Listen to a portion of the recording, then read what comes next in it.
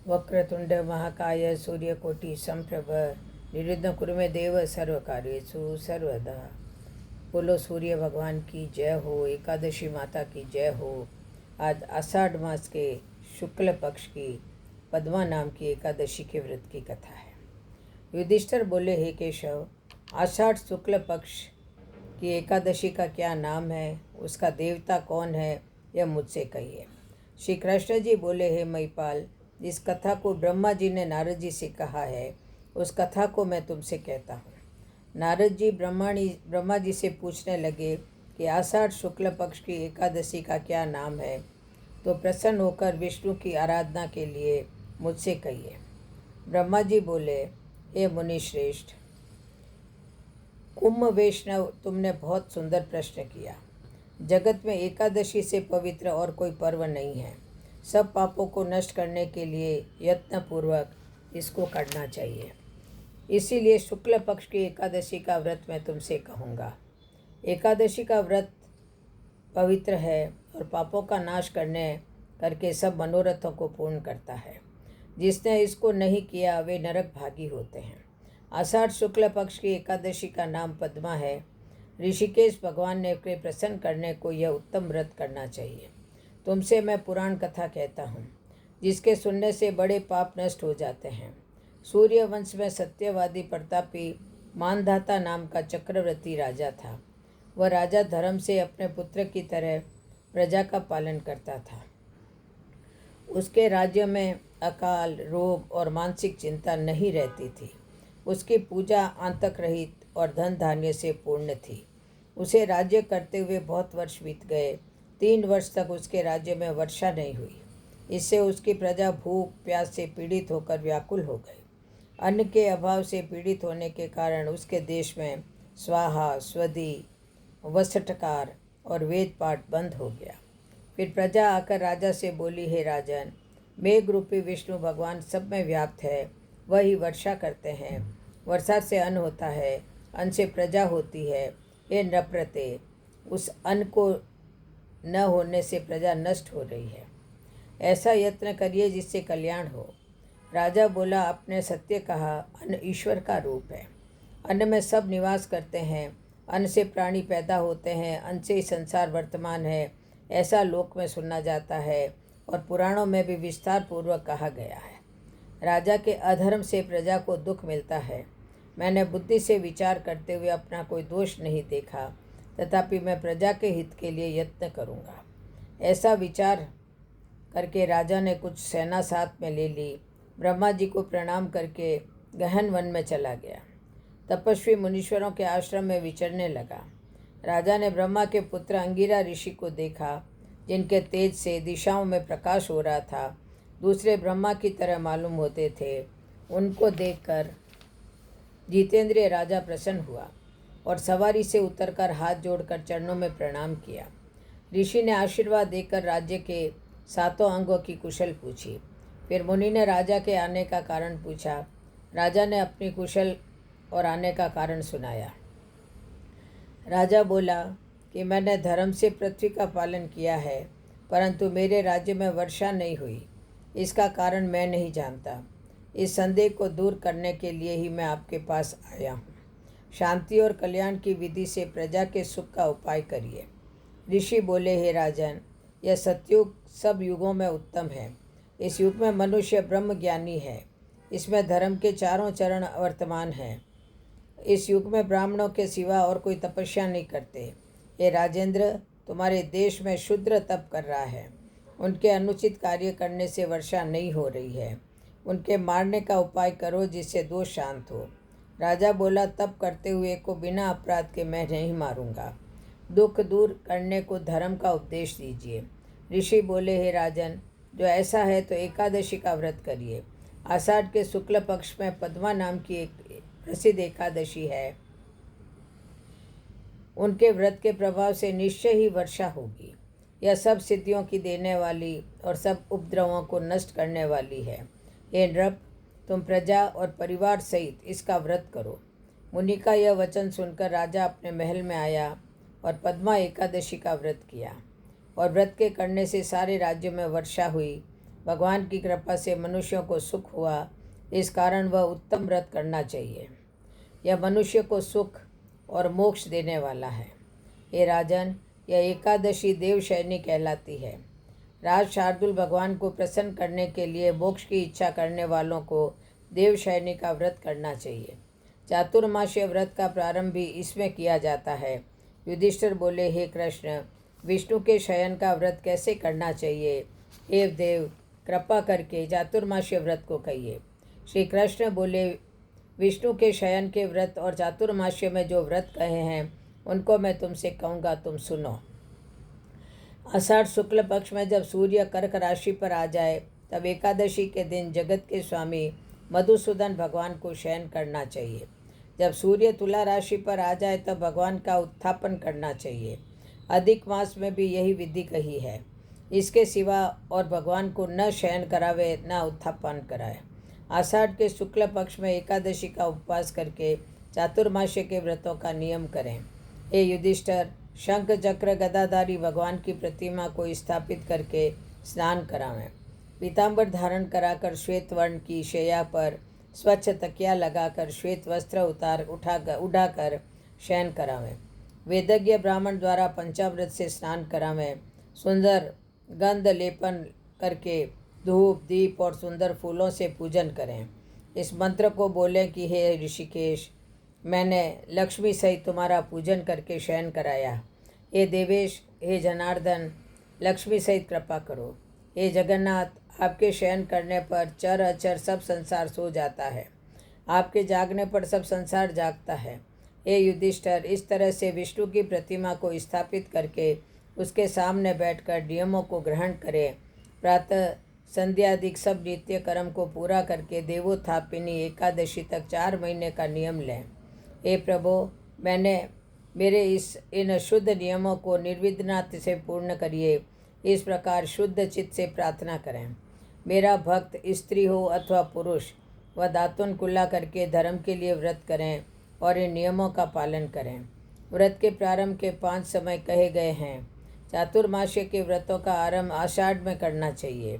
एकादशी, द्वादशी, पूर्णिमा, अष्टमी, करकी संक्रांति, इनमें विधि पूर्वक व्रत का आरंभ करें। मनुष्य 4 प्रकार से व्रत को ग्रहण करके कार्तिक शुक्ल पक्ष की द्वादशी को उसे समाप्त करें। चातुर्मास्य करने वालों को जो फल होता है वह मैं पृथक पृथक तुमसे कहूँगा। आषाढ़ के शुक्ल पक्ष की एकादशी को उपवास करें। चातुर्मास्य का व्रत यत्नपूर्वक करें, नहीं तो साल भर के पाप नष्ट नहीं हो सकते हैं। जिस महीने में संक्रांति नहीं हो वह देवता और पितरों के काम में वर्जित है। वह महीना मलमास है जो अपवित्र है, इसलिए बुद्धिमान मनुष्य इसमें देवता और पित्त कार्य न करें।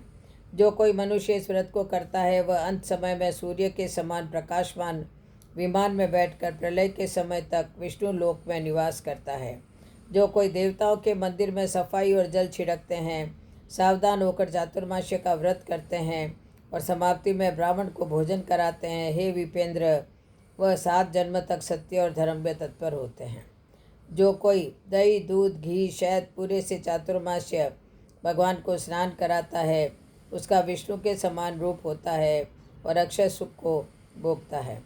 जो कोई गंध, पुष्प, अक्षत से भगवान का पूजन करके नैवेद्य और सोने का कमल ब्राह्मण को देता है, जो कोई व्रत करने वाला चातुर्मास्य में नित्य पूजन करता है, वह अक्षय सुख पाता है और इंद्रलोक को जाता है। जो कोई 4 महीने तक तुलसी से भगवान की पूजा करता है और सुवर्ण की तुलसी बनाकर ब्राह्मण को देता है, वह सुवर्ण के विमान में बैठकर विष्णु लोक को जाता है। जो कोई गूगल की धूप और दीपक अर्पण करता है, वह सुख भोगने वाला धनवान और भाग्यशाली होता है। चातुर्मास्य का व्रत समाप्त होने पर धूप और दीपक का दान करना चाहिए। जो कोई कार्तिक शुक्ल 11 तक पीपल अथवा विष्णु की परिक्रमा और नमस्कार करता है, जो कोई संध्या के समय ब्राह्मण और देवताओं के आंगन में दीपक जोड़ता है और नियम समाप्त होने पर सुवर्ण दीपक, वस्त्र और तेल का दान करता है, वह तेजस्वी देवता होकर विमान में बैठता है। और जो गंधर्व अप्सरा उसकी सेवा करते हैं, जो भगवान का होता है और उत्तम संतान होती है।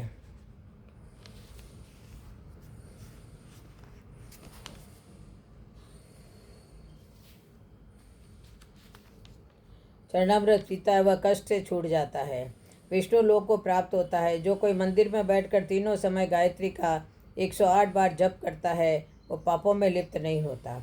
माला, पुस्तक, कमंडल धारण किए हुए 4 मुख वाली गायत्री वेद पाठी ब्राह्मणों के घर में निवास करती है। सब लोगों में व्याप्त वेदत्रयी रूप गायत्री देवी मनुष्यों को ज्ञान देती है। जो गायत्री जप करता है उससे व्यास जी प्रसन्न होते हैं। इसके उद्यापन में शास्त्र विहित पुस्तक का दान करना चाहिए। सब विद्याओं के समान शांति देने वाली सुंदर अक्षरों की पुस्तक मैं देता हूँ, इसलिए हे सरस्वती मेरे ऊपर प्रसन्न हो, इस प्रकार प्रार्थना करनी चाहिए। जो कोई नित्य पुराण अथवा धर्मशास्त्र को सुनता है वह पुण्यात्मा, सुखी, धनी तथा सत्य और पवित्रता से पूर्ण होता है। जो कोई सुवर्ण और वस्त्र समेत पुस्तक का दान करता है वह ज्ञानी लोक में प्रसिद्ध धर्मात्मा होता है। जो कोई शिवजी अथवा केशव का जप करता है वह व्रत की समाप्ति में उस देवता की स्वर्ण की मूर्ति का दान करें। 5 मुख वाले, बेल पर बैठने वाले, हर एक मुख में 3 नेत्र, कपाल, त्रिशूल, खटवांगधारी, जिनके माथे पर चंद्रमा है, ऐसे सदाशिव जी हैं। आपने देवताओं के निमित्त अमृत को छोड़कर हलाहल विष को ग्रहण किया। हे प्रभु, आप रूप के देने वाले पुण्यात्मा, दोष रहित और गुणवान हैं। मैं आपकी शरण हूँ, आप प्रसन्न होइए, इस प्रकार प्रार्थना करें। नित्य कर्म करके सूर्य को अर्घ्य देवें। सूर्य मंडल में स्थित जनार्दन भगवान का ध्यान करें। व्रत की समाप्ति में सुवर्ण, लाल वस्त्र और गोदान करने से आरोग्य, पूर्ण आयु, कीर्ति, लक्ष्मी और बल की प्राप्ति होती है। व्रत करने वाला चातुर्मास्य में भक्ति से व्याहित होकर अथवा गायत्री मंत्र से तिल का हवन करें। व्रत की समाप्ति में बुद्धिमान ब्राह्मण के लिए उसे 108 अथवा 28 तिल के भरे हुए पात्र देने चाहिए।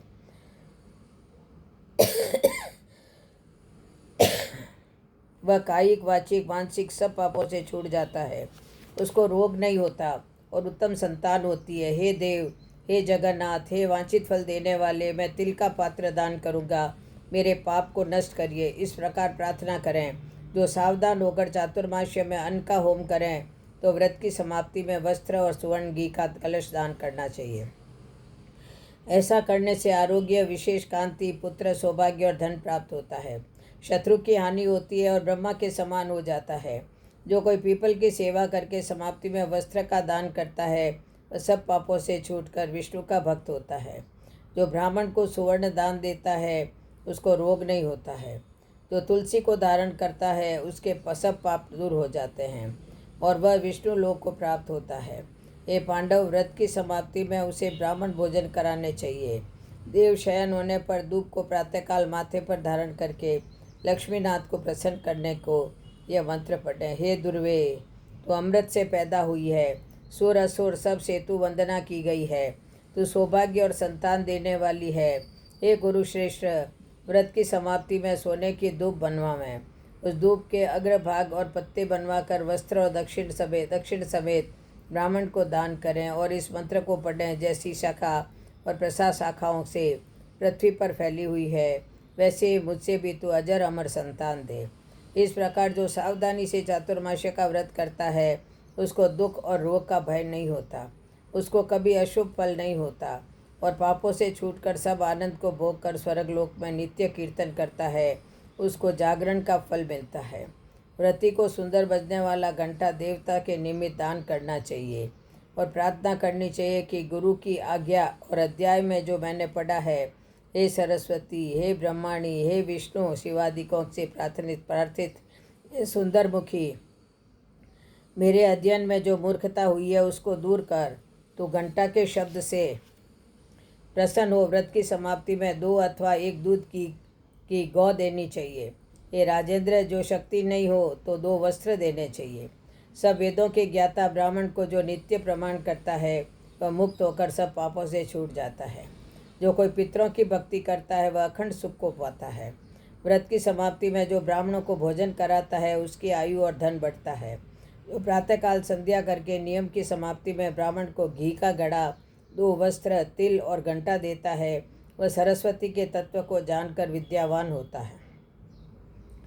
जो कपिल गौ का दान करता है वह धनवान होता है। जो श्रृंगार करके कपिल गौ का दान करता है अथवा पृथ्वी देता है वह दीर्घायु प्रतापी चक्रवर्ती राजा होता है। सदा दान करने वाला मनुष्य सब दुखों से छूटकर रूपवान और भाग्यशाली होकर अखंड सुख भोगता है। शरीर में जितने रोमांच है उतने वर्ष तक स्वर्ग में इंद्र की तरह बसता है। जो सूर्य अथवा गणेश को नित्य नमस्कार करता है वह आयु, आरोग्य, ऐश्वर्य और उत्तम कांति को प्राप्त होता है। गणेश जी की कृपा से उसकी इच्छा पूरी होती है। निसंदेह सब जगह उसकी विजय होती है। सिंदूर के समान लाल रंग का सूर्य बनवा संपूर्ण कामना सिद्ध होने के लिए उस प्रतिमा को ब्राह्मण को दे दें। हृदय, दृष्टि, सिर, मन, वचन, पैर, हाथ, घुटने इन 8 अंगों से किए हुए अष्टांग प्रणाम से जो भूमि का पूजन करता है उसको वह गति मिलती है जो 100 यज्ञ करने से भी नहीं मिलती। जो चातुर्मास्य में शिवजी की प्राप्ति के लिए चांदी का दान करता है अथवा अपनी शक्ति के अनुसार नित्य तांबा दान करता है उसको शिवजी के भक्त सुंदर पुत्र मिलते हैं। नियम की समाप्ति में चांदी के बर्तन में शहद भरकर दान करना चाहिए। बर्तन में गुड़ का दान करना उत्तम है। तांबा पुष्टिकारक और सब देवताओं को प्यारा है, सबकी रक्षा करने वाला और शुभ है, इसलिए मुझे शांति दे, इस प्रकार प्रार्थना करनी चाहिए। जो भगवान के शयन करने पर शक्ति के अनुसार सुवर्ण तिल और 2 वस्त्र दान करता है उसके सब पाप दूर हो जाते हैं। वह इस लोक में सुख भोगकर अंत में शिवलोक को जाता है। जो कोई सोना, चांदी, तांबा, अन्न इनका नित्य दान करता है, जो कोई नित्य श्राद्ध, देव पूजा करके दक्षिणा देता है और चातुर्मास्य में ब्राह्मण को वस्त्र दान करता है, विष्णु भगवान मेरे ऊपर प्रसन्न हो। ऐसा कहकर जो ब्राह्मण को पूजन करके वस्त्र समेत शैया का दान करता है उसको अखंड सुख मिलता है और कुबेर के समान धनी होता है। जो मनुष्य वर्षा ऋतु में गोपी चंदन देता है और देवता के शरीर में कुमकुम आदि लगाता है उससे भगवान प्रसन्न होकर भक्ति और मुक्ति देते हैं। द्वारका में गोपियों के साथ जो कृष्ण ने जल क्रीड़ा की है वहाँ जो व्रतिका है उसको मुनीश्वरों ने गोपी चंदन कहा है। वह पापों को दूर करता है। नियम की समाप्ति में तराजू में भरकर गोपी चंदन दान करना चाहिए। उसका आधा अथवा चौथाई वस्त्र और दक्षिणा देनी चाहिए। जो कोई व्रत करने वाला विष्णु के शयन करने पर नित्य दान करता है, दक्षिणा समेत जो बूरा और गुड़ दान करता है उसके दान से प्रसन्न होकर सूर्य नारायण इच्छा अनुसार फल देते हैं। व्रत की समाप्ति में बुद्धिमान मनुष्य इस तरह उद्यापन करें। धन का लोभ न करके 8-8 पलकें या 4-4 पलकें तांबे के पात्र यथाशक्ति 8, 4 या 1 बनवावें। हर एक पात्र में बूरा फल और दक्षिणा रखकर कपड़ा लपेट दें और अन्न सही श्रद्धापूर्वक ब्राह्मणों को दान करें। जो चातुर्मास्य में नित्य शाक, मूल, फल यथाशक्ति ब्राह्मणों को देता है और व्रत के अंत में बहुत समय सुख भोग कर राजयोगी होता है। जैसे शाक मनुष्यों को तृप्तिकारक है उसी तरह सब देवताओं को भी प्रिय है। वैसे ही कंद, मूल, पत्र, पुष्प ये देव ऋषियों को प्रिय है। विष्णु के शयन करने पर चातुर्मास्य में जो इनका दान करता है देवता उसका कल्याण करते हैं। इस तरह से जो व्रत करता है वह 100 वर्ष तक जीवित रहता है और इच्छा पूरी होती है। ये पार्थ, इसके करने से केशव भगवान प्रसन्न होते हैं। जिस दिन से भगवान क्षीर सागर में शयन करते हैं और जब जागते हैं उतने दिन का एकाग्र चित्त से उपवास करने वाले मनुष्यों को गरुड़ध्वज भगवान श्रेष्ठ गति देते हैं। फलाहार इस दिन दाग का सगाड़ लेना चाहिए। बोलो पद्मा एकादशी माता की जय हो, विष्णु भगवान की जय हो, वासुदेव भगवान की जय हो। जय जय श्री राधे, जय जय श्री कृष्ण, जय जय श्री राधे।